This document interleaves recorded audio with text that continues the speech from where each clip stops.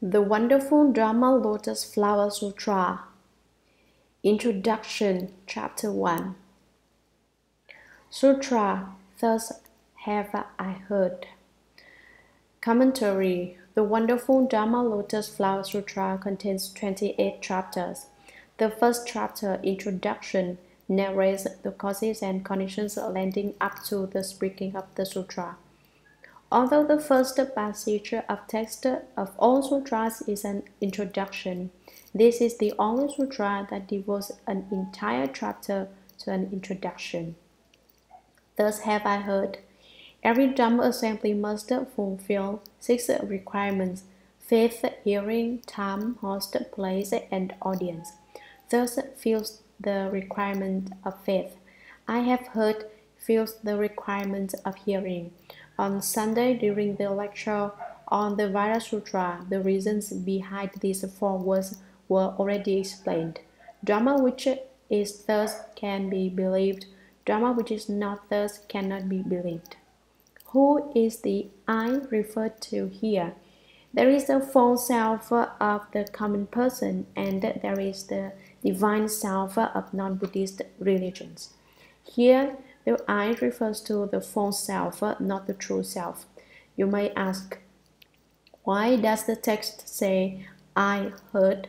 Basically, isn't it the ear which hears? Why doesn't it say the ear heard? The ear is just one part of the body. The I refers to the entire body. Therefore, Ananda said, I have heard. Ananda spoke the words, thus have I heard, for 4 reasons: to resolve the assembly's doubts, to honor the Buddha's instructions, to put an end to disputes, to distinguish Buddhist sutras from the writings of other religions. What doubts did the assembly hold? When Ananda compiled the sutras and took the Dharma seat, he manifested the characteristics of the Buddha and thus caused the assembly suddenly to give rise to 3 doubts. First of all, the Bodhisattvas, arhats, and bhikshus thought perhaps Shakyamuni Buddha hadn't entered Nirvana after all, but had returned in again to lecture on the sutras. Others thought, this must be the Buddha from another place who has come to teach us. Still others thought, Ananda has become a Buddha. Otherwise, how could he manifest the 32 marks and 80 minor characteristics of a Buddha? How could he, surrounded by this dazzling purple golden light, appear so splendid? But when Ananda took the Dharma seat and said, thus have I heard, the 3 doubts were all resolved. The Bodhisattvas, arhats, and bhikshus then knew Ananda was saying, this is the Dharma, this is thus. Thus it was that I personally heard this Dharma from the Buddha. It's not my own invention. The second reason the words thus have I heard were used was in order to honor the Buddha's instructions. When the Buddha was about to enter Nirvana, he told Ananda, all the sutras should begin with the words thus have I heard. And so when Ananda compiled the sutras, he followed the Buddha's instructions and used these 4 words at their beginning. The third reason was to put an end to disputes. Ananda was one of the youngest of the Buddha's disciples. If he hadn't made it clear that the sutras he was speaking were the Buddha's and not his own, there would certainly have been objections. You say you can speak sutras? Well, so can we. People would have said, but when Ananda said that the sutras were not his own, but were the Buddha's, all the assembly, including his elders, his peers, and his juniors, had nothing to say. They were the Buddha's sutras. This silenced their objections and ended all disputes. The fourth reason was to distinguish the Buddha's sutras from the writings of other religions. The texts of other religions begin their works with the words A or O, R or O, meaning non-existence or existence, respectively. They say that all the 10,000 dharmas either exist or do not exist. The phrase, "Thus have I heard," at the beginning of the Buddha Sutras sets them apart from the writing of other religions, which have a head but no tail, or a tail no head, because they advocate either existence or non-existence. Ananda asked the Buddha about four matters before the Buddha entered Nirvana. The first concerned the compilation of the sutras, and the Buddha replied that all sutras should begin with the words, "Thus have I heard." The second question was where the Buddha's disciples should dwell, and the Buddha told them to dwell in the four applications of mindfulness. Mindfulness with regard to the body, feelings, thoughts, and dramas. The four applications of mindfulness. Contemplate the body as impure. Contemplate feelings as suffering. Contemplate thoughts as impermanent. Contemplate dramas as without self. The first application of mindfulness is to contemplate the body as impure. Our bodies constantly perspire, no matter how often we wash them. If you don't wash, they soon begin to stink. Impurities always ooze from the 9 openings on the body. Tears and matter flow from the eyes. Wax accumulates in the ears. Mucus comes from the nose. Phlegm and saliva come from the mouth. These are all unclean. No matter how much you wash on the outside, the inside is still filthy. We've discussed 7 orifices so far. Add excrement and urine from the eliminatory orifices, and that makes 9. Therefore, you should contemplate the body as impure. Living beings burdened with heavy greed should cultivate the contemplation of impurity and view the uncleanness of the body. Greed here refers to sexual desire. Those afflicted with sexual desire should apply this contemplation to counteract lust. No matter how beautiful the woman or how attractive the man, they are still basically unclean. Since they are impure, how can you cling to them? Understanding their basic impurity, you won't keep longing for them, and your sexual desire will diminish. The second is to contemplate feelings as suffering. Everything you experience, be it pleasant or unpleasant, moves your mind. When your mind moves, that is suffering. There are many kinds of suffering. There are the 3 sufferings, the 8 sufferings, and all the limitless sufferings. The 3 sufferings are the suffering within suffering, the suffering of decay, the suffering of process. The 8 sufferings are the suffering of birth, old age, sickness, and death, the suffering of being separated from what one loves, the suffering of being around what one hates, the suffering of not getting what one wants, the suffering of raging blaze of the 5 skandhas. The 3 sufferings are present with the 3 realms, the desire realm, the form realm, and the formless realm. No matter what you feel, it is bound up with suffering. If you can understand this, you won't crave pleasure and you'll be able to avoid suffering.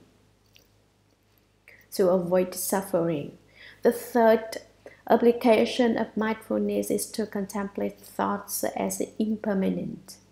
In our minds, when one thought is produced, the former thought is extinguished. When yet another thought arises, the preceding one perishes. Thoughts succeed one another like the waves on the sea. Thought after thought arises without cease, but they are all impermanent. Every thought is in vain and unreal, therefore you should contemplate thoughts as impermanent. The fourth application of mindfulness is to contemplate dramas as without self. What are dramas? Generally, they are divided into 5 categories. They are explained in detail in the Shastra to the Draw of Understanding of 100 Dharmas by Bodhisattva Vasubandhu. There are 11 form dharmas, there are 8 mind dharmas, there are 51 dharmas belonging to the mind, there are 24 dharmas non-interactive with the mind, there are 6 unconditioned dharmas. Altogether, there are 100 dharmas. Although there are so many dharmas, among them all there is no self. Therefore, you should not be attached to dharmas. The Vajra Sutra says, even dharmas should be cast aside, how much the more, so that which is non-dharma. When you have cultivated to the extreme limit, where both people and dharmas are both empty, you must give up attachment to dharmas. If you become attached to the existence of dharmas, you contract the dharma attachment. There are 2 kinds of attachments, the self-attachment and the dharma attachment. Before people have understood the Buddha Dharma, they are attached to the self. Everything revolves around themselves. With attachment, they become obstructed, deluded, and filled with dream thoughts. Once you understand the Buddha Dharma, you may give rise to Dharma attachments. So the Buddha spoke the 4 applications of mindfulness and taught us to contemplate dharmas as devoid of self. Contemplate all dharmas as having no self. Since there is no self, how could there be dharmas? Therefore, you must contemplate dharmas as without a self. Contemplate the body as impure, feelings, thoughts, and dharmas are also impure. Contemplate feelings as suffering. The body, thoughts, and dharmas are also suffering. Contemplate thoughts as impermanent, and also the body, feelings, and dharmas. Contemplate dharmas as without self, and also the body, feelings, and thoughts. The 4 applications of mindfulness are thus mutually related. The Buddha told his disciples that after his nirvana, they should always dwell in these 4 applications and never leave them. In answer to the 3rd question that Ananda asked regarding whom the disciples should take as their teacher after the Buddha entered nirvana, the Buddha said, take the Pratimoksha, the precepts, as your teacher. All bhikshus and bhikshunis must cultivate in accord with the precepts. If you do not rely upon the precepts in cultivation, the Dharma will become extinct. If the precepts are relied upon, the Buddha Dharma will remain in the world. For every person who cultivates according to the precepts, Buddhism has just that much more light. If 10 people cultivate according to the precepts, then Buddhism will give off 10 parts of light. If 100, 1,000, 10,000 people cultivate according to the precepts and do not violate them, then boundless, limitless light will destroy all the darkness in the world. Therefore, in cultivation, holding the precepts is essential. As to Ananda's 4th question, how should we treat evil-natured bhikshus? The Buddha said, simply be silent and ignore them. There is no way to reason with them. All you can do is refuse to talk to them. They will become ashamed of themselves and may even come around to following the rules. The best method is not to argue with them. The word thus expresses the credibility of the Dharma which is about to be heard. The Dharma which you may believe is thus. Dharma which you may not believe is not thus. It occurs with conditions, yet it does not change. It does not change, and yet occurs with conditions. It is thus unmoving. The Dharma clear and constantly bright, thus it is. Thus also means it is sealed with approval. If you do things correctly, if you do things in accord with the Buddha's heart, then it is thus. If you are at variance with the Buddha's heart, then it is not thus. I have heard, is Ananda's saying, the Dharma which is thus is that which I personally heard the Buddha speak. It is not my own invention or my own creation. I heard it from the Buddha. Ananda was quite a bit younger than the Buddha. In fact, the Buddha left home when he was 19 and accomplished the way when he was 30. Ananda was born on the day the Buddha accomplished the way, and at 20 he left home and served the Buddha. Therefore, he did not hear the Dharma taught by the Buddha during the first 20 years of teaching. How then was Ananda able to compile the sutras if he hadn't even heard those first 20 years of the Buddha's teaching? That's a good question. Ananda was the Buddha's cousin. He left home and when he was 20 and made the vow to remember and record all the Buddha's words. But since he hadn't heard the first 20 years of the Buddha's teaching, he requested the Buddha to repeat it all for him. So the Buddha in secret respoke all the sutras to Ananda, who by means of his excellent memory remembered them all perfectly.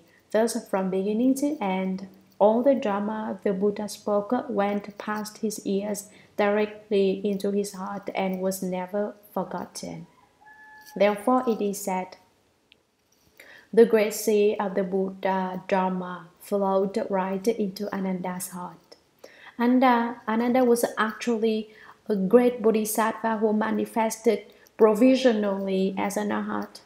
All the sutras of the past Buddhas were compiled by Ananda. That is why, after his enlightenment, he was able to remember all the Dharma spoken by the Buddhas of the past. The Dharma spoken by all the Buddhas is essentially the same. For that reason, in the Dharma Assembly of Shakyamuni Buddha, Ananda was able to entirely recall the sutras he had been taught in the past, even though he did not hear them in this life.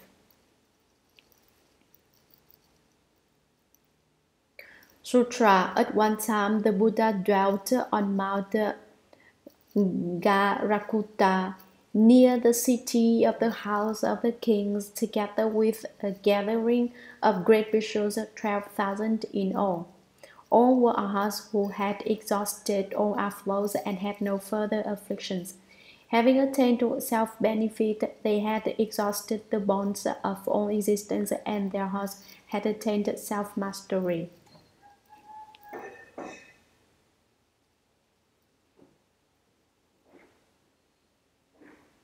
Commentary. At one time, fills the time requirement. Since the calendar systems used in the various states of India in China were different, an exact date is not given. For that would lead to endless speculation among historians. What time was it? It was the time when Shakyamuni Buddha spoke the Dharma Flower Sutra. The Buddha fills the host requirement. To review, Buddha is a Sanskrit word meaning the enlightened one. The Chinese word for is a transliteration of only the first syllable because the Chinese like to abbreviate. There are three kinds of enlightenment. One, basic enlightenment. This is the inherent Buddha nature in all beings, our enlightenment potential, which does not depend on cultivation. 2. Initial enlightenment is the resolve to study the Buddha Dharma and to actualize that enlightenment potential. Day by day, we become a little more enlightened. For example, each time we listen to the sutra lecture, we understand a little more Buddha Dharma. After 10 days, we will understand quite a lot. Eventually, we will come to understand it completely. When we understand it completely, we realize Buddhahood, and that is the third. 3. Ultimate enlightenment. There are also the following three types of enlightenment. 1. Self-enlightenment. Those who are self-enlightened are different from common people who are unenlightened. This refers to the two vehicles of hearers and conditioned enlightened ones. 2. The enlightenment of others. These are the bodhisattvas who are different from the hearers and conditioned enlightened ones. These bodhisattvas teach everyone the doctrines which they themselves have understood, so that they can become enlightened too. This is the spirit of the Buddha, of the bodhisattva who benefits himself and benefits others. Those of the two vehicles only benefit themselves. They do not benefit others. They gain their own understanding but do not seek to lead others to that same understanding. The Buddha called the pupil of the two vehicles self-understanding arhats. He scolded them and said that they were withered sprouts and sterile seeds because they did not concern themselves with propagating the Buddha Dharma. 3. The perfection of enlightenment and practice. This is the enlightenment of the Buddha. Although bodhisattvas enlighten others, they have not perfected their enlightenment and practice. Only the Buddha has perfected both self-enlightenment and the practice of enlightening others.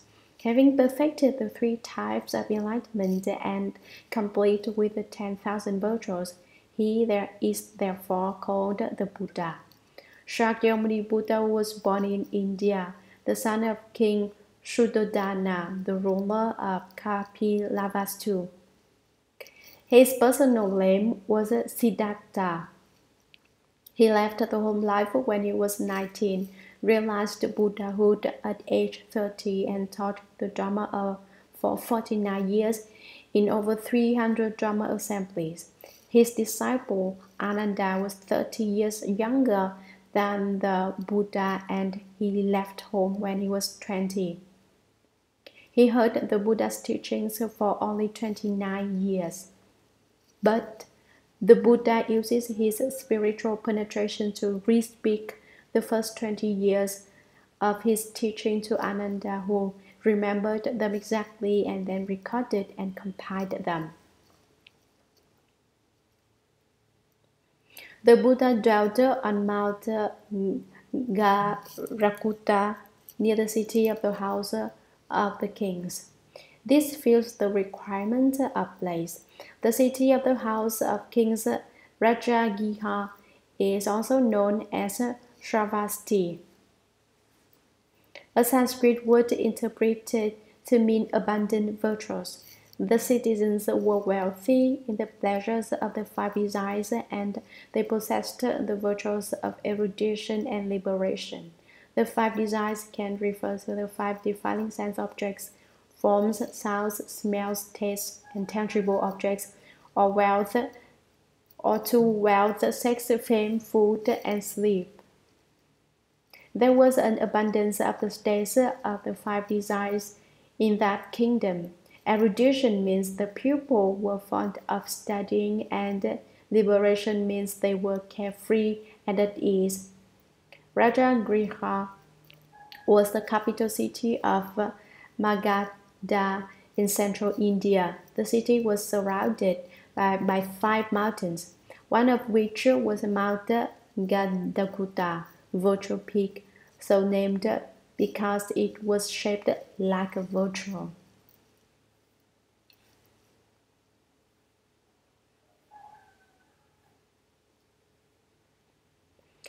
Together with a gathering of great bhikshus, 12,000 in all. Most of the sutras list a gathering of 1,250 bhikshus, but there was an especially large gathering at the Dharma Flower Sutra Assembly.